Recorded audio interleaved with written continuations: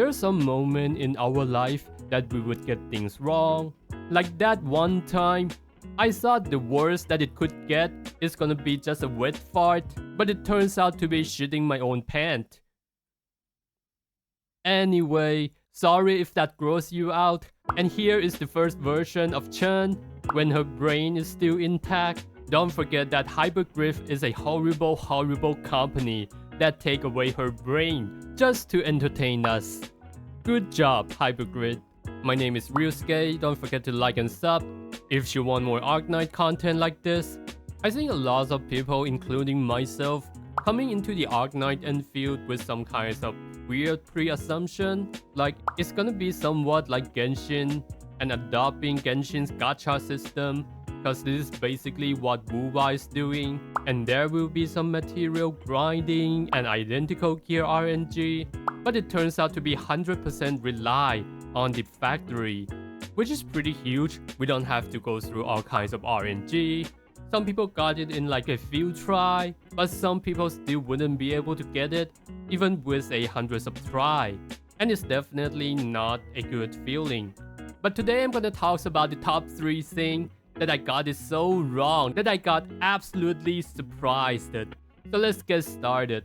So the first thing that I got wrong about the Arknight Endfield is I thought I'm not gonna be able to get the limited character in the 1.0 and the signature weapon as a low spender. The only thing I spend is the monthly, and I don't even have to try hard to grind for enough pools to get the guarantee of the limited character. It's something that I just couldn't imagine in any other gacha game. So today is like my day 11 of playing the game, and I got Levitine on yesterday with 80 pools, winning the 50-50. And you can see 160 pools left to get the next guarantee. And with all the currency that you see up there, it is roughly 36 and a ticket from today's login. So I've got a total of 117 pool on the day 11, playing casually. I haven't finished the story yet. My factory is still underdeveloped. All I do is really to just grab every single treasure box that I've seen along the way, and I haven't even complete this note mission yet. This is just too good to be true. I think some of you guys has already seen this video where this content creator Rene could get over 120 pools within a day. It's actually 27 hours. He might be spreading sick a little bit, but it still doesn't take away the fact that the amounts of pools in this game is plenty, and you could practically get enough pools for the guarantee. And a freaking signature weapon. In other game, you gotta spend more pools to get that weapon, but it's pretty much free in Arknight Endfield. I haven't got my signature weapon yet, but I do get enough for 7 multi to pull for her limited. But in fact, I have a total of 8 multi, but I accidentally pulls on this banner, the signature for the Adelia. I felt so unfathomably stupid for clicking it, even though it's by accident and I was unfamiliar with the UI at the time. So I could have already get her signature weapon if you don't mess up like me. In contrary to what a lot of content creator trying to feed you, Arknight Endfield got the most generous gacha amongst all the big gacha game on release. A limited character and a signature weapon. Nothing beat that. You're gonna get pretty lucky to even get a limited in game like Wuwa and Genshin or any other MiHoYo game, and unfathomably lucky to get the signature. There's no way that you could get a guaranteed limited and a near guaranteed weapon without spending on release. The amount of pool is just too generous as compared to other games, like never before. And I'm saying this without exaggerating. I've already explained the gacha system way too many times, and other content creator has explained it pretty well too, so I'm not gonna get into that. But in the end, it's all about the average amount of pools to get the limited character. And I do think the system in itself doesn't matter that much, cause player gonna figure it out over time. It just works as a system just to be harder to compare with other gacha game like Genshin.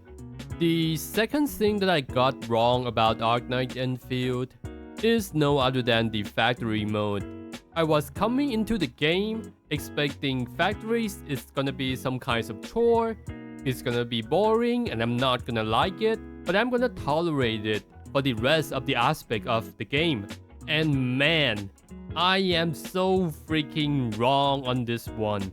Calling this a side game. I got way too invested into my half-ass factory, trying to optimize everything, solving all the bottleneck, readjust the conveyor belt here and there. I just want to have fun building it and planning it without any blueprint out there. I'm not telling you not to, but that's like how I feel currently. And you could see like my materials are still coming out from the middle. Unlike what I see on the internet, the materials are coming from the outside in. I genuinely don't know how to get there. I'm not sure if I have to finish the story or I just need to keep building the infrastructure. Please let me know in the comment. And the reason I was thinking like that is because I used to be in a game called Zone Zero. It had the other game mode called the TV mode. It's basically a maze like a board game. While players are coming into this game to experience the combat, they got themselves stuck in this maze for 60-70% of the playtime, and eventually they patch it out. There were some people who actually liked the TV mode, but I was also one of those many that really hated with the passion.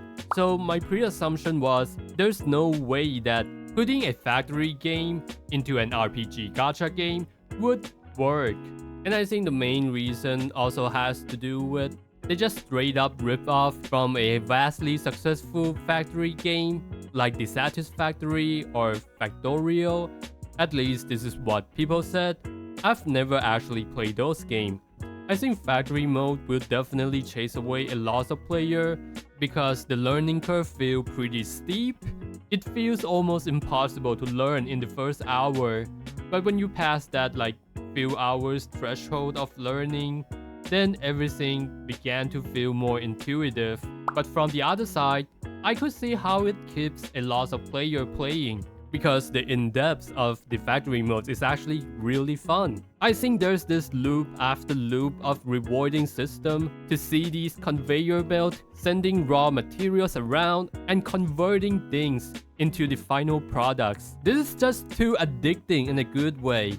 The third thing that I got is so wrong with the Arknights Endfield is back when I saw the demos, there ain't much phone and PC could run these graphics smoothly. The graphic looks like it's coming from 2036, and when the game is too demanding for the hardware, those who have potato computers wouldn't be able to run the game. They would be quitting the game before they even logging in, or they got massive amounts of frame drop and crashed themselves out of the game. But now we all know how it's like to play Endfield. Not only that, it's so smooth. The graphic is absolutely beautiful. I mean, just look at that. All the reflection, all the details. I got my chat on yesterday. They say they would stop in the mid-game just to appreciate all the scenery. And I believe a lot of us coming into this game expecting some sort of technical problem like lagging, frame drop, or just straight up crashing. I do crash the game when I opens up the browser with hundreds of tabs that I refuse to organize. So I think it might be pretty demanding on the RAM. I'm not sure. But everything would stay consistently smooth until the second it crashed. But instead of using Unreal Engine like Wuwa, which is very demanding by itself, they just developed their own engine that is based off Unity. Even though I don't know anything about the software and the tech, but they say it's an understatement to even call it a modified version of Unity. They gotta change everything inside out in order to maintain the smoothness of Unity while having the graphic quality of the Unreal Engine. I don't know how it's like to the software engineer, but I think in their eyes, it gotta be like some kind of witchcraft that they couldn't understand. Anyway, let me know in the comment like what do you get wrong about the Arknight Endfield before you get into the game. Don't forget to like and sub, and see ya guys.